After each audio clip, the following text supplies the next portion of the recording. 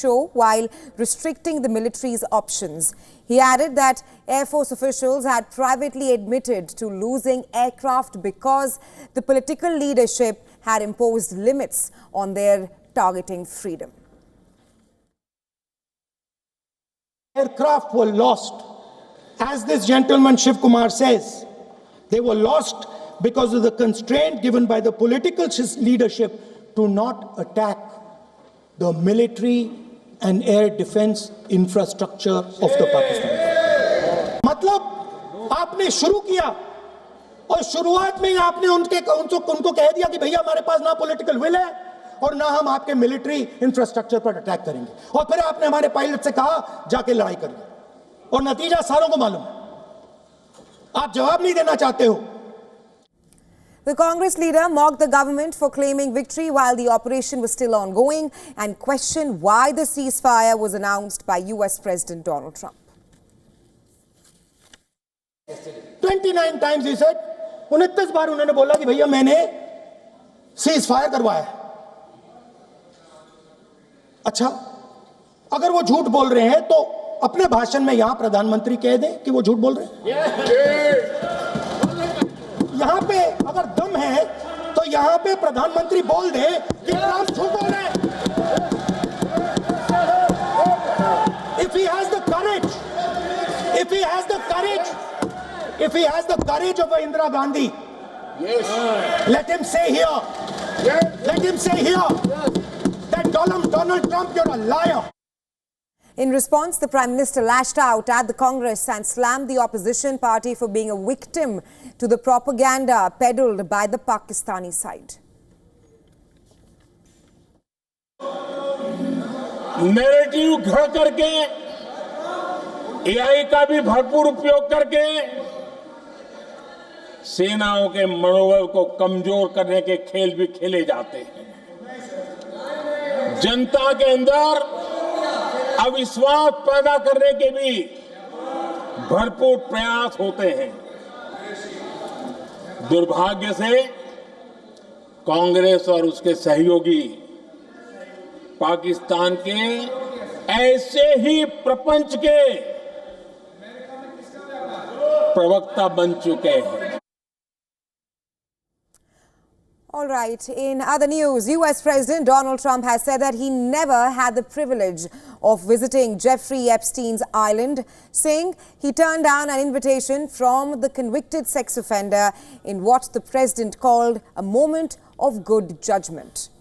Trump's remarks were his latest effort to distance himself from the political anger over his administration's handling of files related to Epstein's case and renewed questions over his past ties with the disgraced financier who died by suicide in a New York jail in 2019. I never went to the island, and Bill Clinton went there supposedly 28 times. I never went to the island, but Larry Summers, I hear, went there. He was the head of Harvard. And many other people that are very big people. Nobody ever talks about them. I never had the privilege of going to his island, and I did turn it down, but a lot of people in Palm Beach were invited to his island. In one of my very good moments, I turned it down. I didn't want to go to his island. Epstein owned a private island in the U.S. Virgin Islands where he entertained prominent people from politics, business and entertainment. Prosecutors have alleged he used the compound to conceal the sex trafficking and abuse of underage victims. President Trump was asked about whether he is mulling a pardon for Ghislaine Maxwell, a key associate of Jeffrey Epstein who is serving a 20-year-long sentence. Trump said he is allowed to pardon Maxwell, but no one has asked him about it. Well, I'm allowed to give her a pardon, but nobody's approached me with it. Nobody's asked me about it. It's in the news about that aspect of it, but right now it would be inappropriate to talk about it. So, Trump, who socialized with Epstein in the 1990s and early 2000s, also offered new insight into why their ties ended. The president said he cut ties after Epstein attempted to recruit staff who worked for Trump. Last week, White House Communications Director Stephen Cheong said that Trump had cut ties with Epstein because he regarded him as a creep. Trump also said he was not overly interested in the Epstein sex trafficking case. Trump was also asked about a Wall Street Journal report that he allegedly drew a picture in a birthday letter for Epstein years ago, and this is what he had to say on that claim. I don't do drawings. I'm not a drawing person. I don't do drawings. Sometimes people say, would you draw a building? And I'll draw 4 lines and a little roof, for a charity stuff. But I'm not a drawing person. I don't do drawings of women, that I can tell you. They say there's a drawing of a woman, and I don't do drawings of women. Meanwhile, Trump is asking for a swift deposition of Rupert Murdoch in his lawsuit against the Wall Street Journal, citing the media mogul's advanced age. Trump has sued the billionaire over an article in the Journal, which is owned by Murdoch's News Corporation. The article had alleged that President had written a bawdy letter to celebrate sex offender Jeffrey Epstein's birthday in 2003. The $10 billion lawsuit states that the publication was attempting to harm the president's reputation. Dow Jones, the Journal's publisher, has stood by the reporting and said it was prepared to defend itself against the president's lawsuit.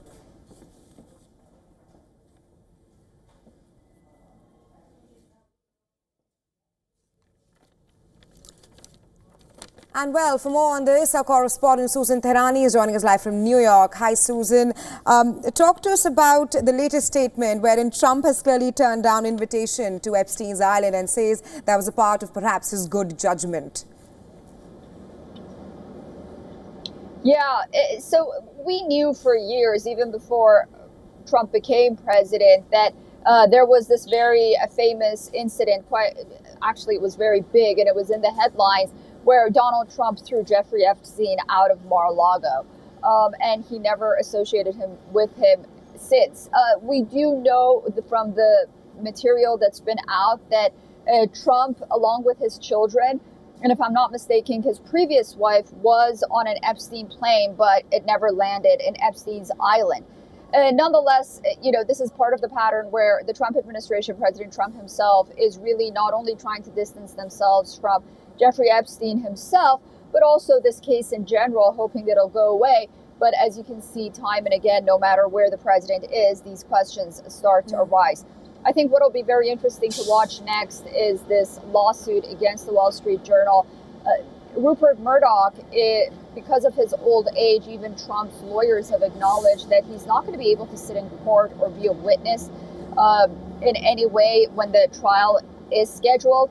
But it appears that by the end of the day yesterday, which was Monday, a judge did order that Murdoch submit an accelerated deposition and respond to a set of questions from the Trump team. So we're looking into that now.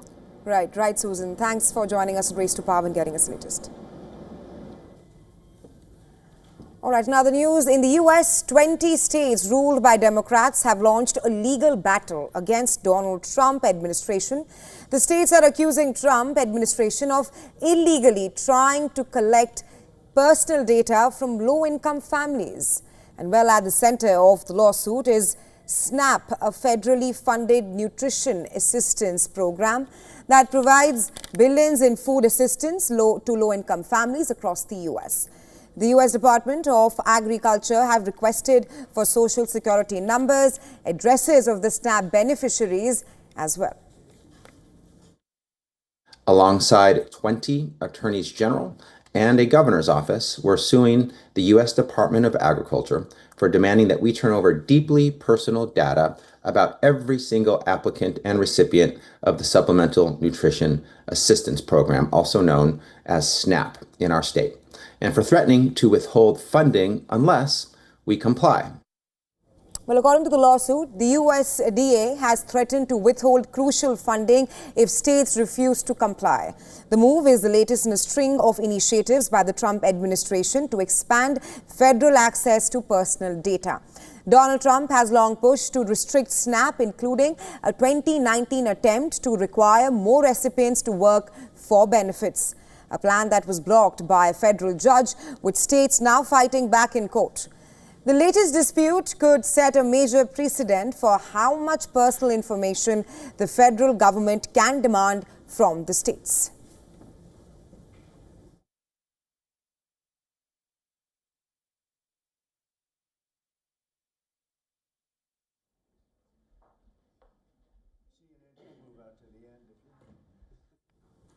All right, Republicans' efforts to redraw Texas congressional districts has picked up pace as Texas concluded the first week of a special legislative session called by Republican Governor Greg Abbott.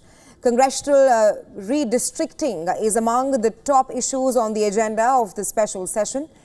The move is in line with U.S. President Donald Trump's directive to Texas lawmakers to redraw the state's congressional map, a strategy that he claims will help Republicans clinch additional House seats, and that's ahead of the 2026 midterms. Republicans currently control 25 of Texas' 38 congressional districts, while Democrats hold 12 of 38 districts. Adding more Republican voters in these districts can rather make them politically competitive. But the move could also unintentionally weaken the GOP strongholds in the state. The redistricting procedure typically occurs at the start of each new decade when new census data is available.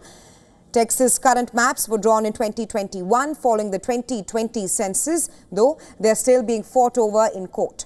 The Republican effort in Texas has prompted some Democrats to fight back by threatening their own mid-decade redistricting schemes. Democrat bastion California is also reportedly mulling to rather carry out a redistricting exercise. State's Governor Gavin Newsom had earlier said that Republicans are playing by totally different set of rules right now, suggesting that he might need to rethink his own fair play approach. Unprecedented by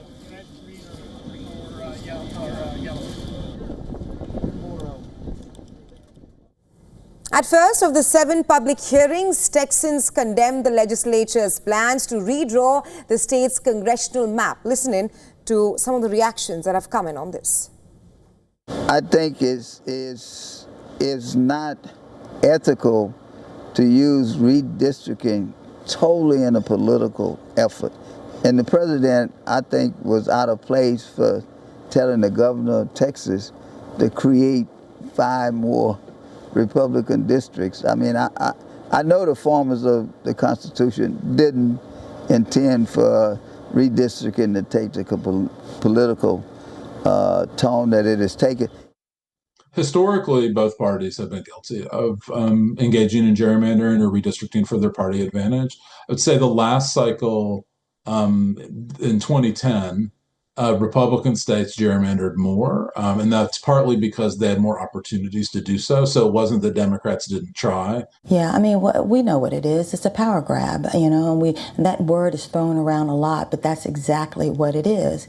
And so it is manipulating the rights, you know, and the voices of traditionally black and brown neighborhoods and diluting that power so that he can gain power, Republicans can gain power, that they fear that they're about to lose.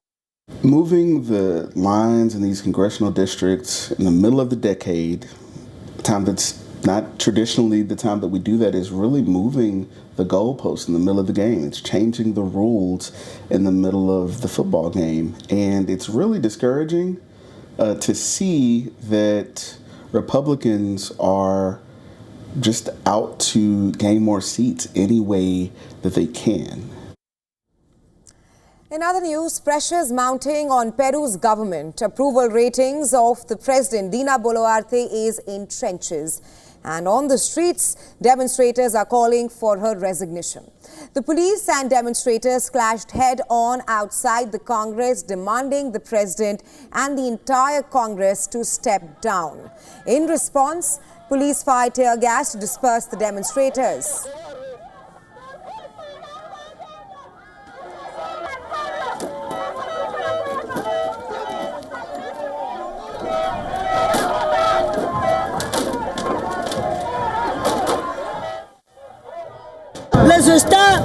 They're killing the people, they're killing us. They work for the assassin, President Dina. This is how they treat us, they hit us. Look, yesterday they hit me.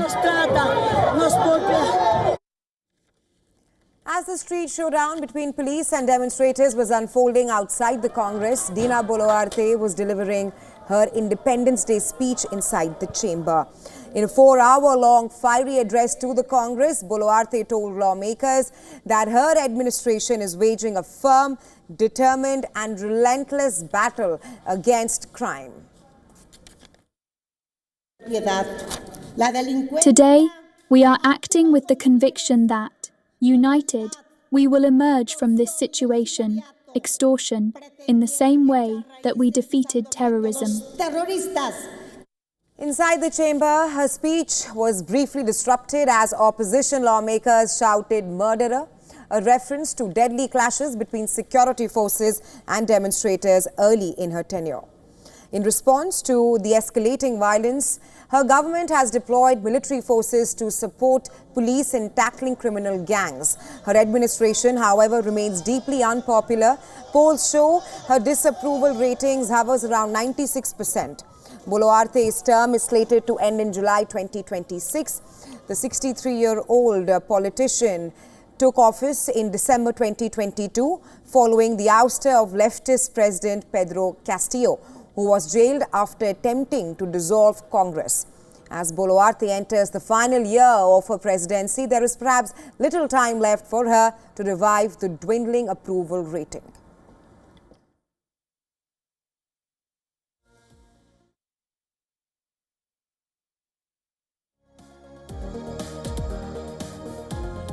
And shifting focus to Pakistan, where the country's Punjab Assembly session witnessed chaotic scenes once again. Repeated instances of brawls between lawmakers not only paralyzed the session, but also led to the suspension of a member of the Provincial Assembly.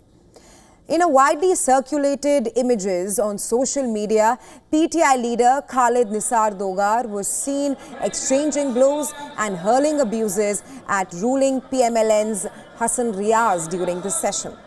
The two were separated by other lawmakers in an attempt to diffuse tensions.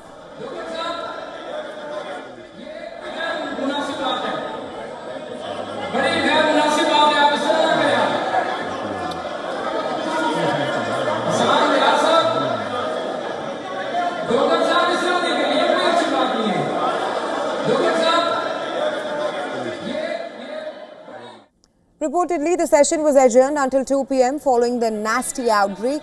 PTI leader Khalid Nisar Dogar was later suspended for 15 sittings due to his unruly behavior in the Punjab Assembly.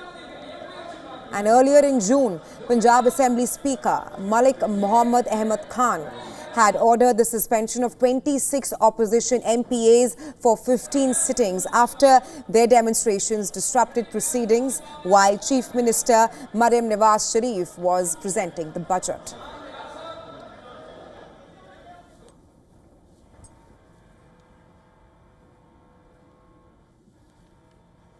At a time when China has weaponized rare earth supplies, US President Donald Trump has set his eyes on Myanmar's rare earth reserves, opening up a new front against China.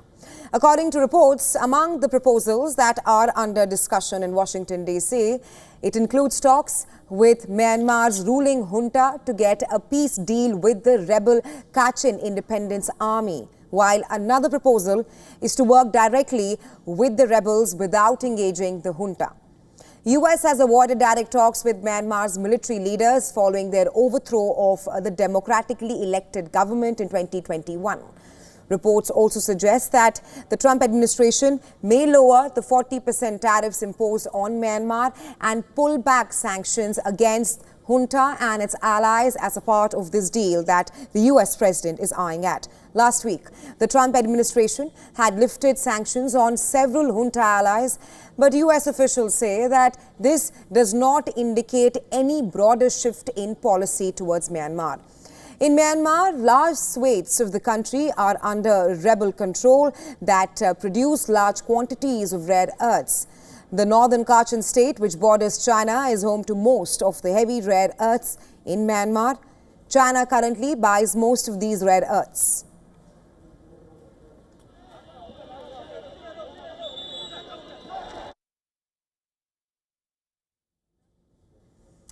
A Colombian judge has convicted former President Alvaro Uribe of abuse of procedure and bribery of a public official in a long-running witness tampering case. The verdict makes him the country's first ex-president to ever be found guilty at trial. The ruling was announced by Judge Sandra Herdia in Bogota, the country's capital, following a nearly 6-month trial. Prosecutors have put forth evidence that Uribe attempted to influence witnesses who accused the leader of having links to a paramilitary group founded by the ranchers in the 1990s. Uribe was not in court of the verdict, for the judge has so far not ordered his arrest. He followed the ruling from his home outside Medellin. Uribe faces up to 12 years in prison, but a sentence will be delivered in a separate hearing. Uribe's legal team said he will appeal against the ruling. During the trial, Uribe denied trying to flip witnesses, but acknowledged seeking interviews with the men as a part of his preparation for trial and to verify testimonies that were also being used in a murder trial against his brother, Santiago Uribe, who was also accused of ties to the armed paramilitaries.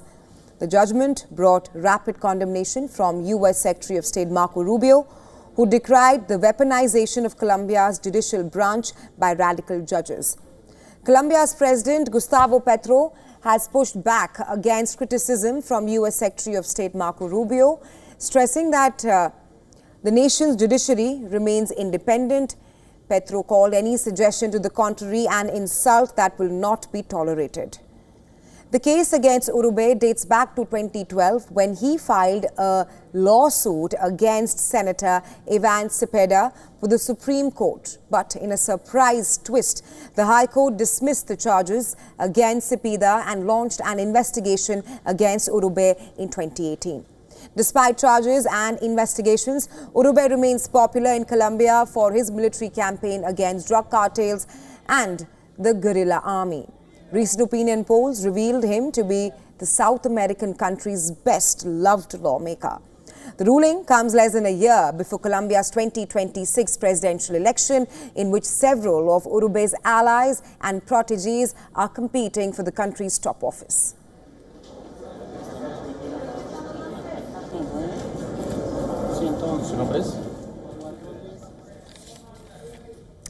And with that, we slip into a very short break. You are watching WION The World is One. Stay tuned.